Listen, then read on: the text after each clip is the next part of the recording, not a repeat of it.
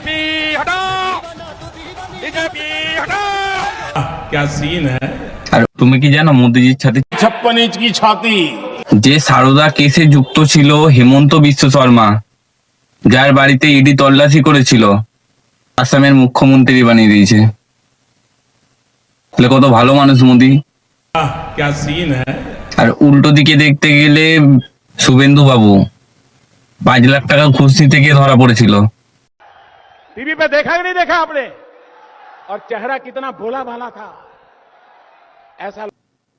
এই শুভেন্দু বাবুই একদিন বলতো বিজেপি হাটাও, बीजेपी हटाओ, बीजेपी हटाओ। আর এই বিজেপি আজকে শুভেন্দু বাবুকে বাংলার সিএম বানিয়ে দিয়েছে। वाह मोदी जी वाह वाह। বলছি চার সাইডে যত গুন্ডা বদমাইশ আছো সবাই বিজেপির ফর্ম ফিল আপ করো, ফর্ম ফিল আপ করে বিজেপিতে যোগ হয়ে যাও। তোমাদের যত ক্রাইম আছে সব বিজেপি এক নিমেষে ফিনিশ করে দেবে। আমি দাউদ ইব্রাহিমের কথা বলছি, দাউদকে আর পালিয়ে পালিয়ে বেড়াতে হবে না, তুমি বিজেপিতে জয়েন হয়ে যাও, তোমার নামে যত কেস আছে সব রফা দফা করে দেবে।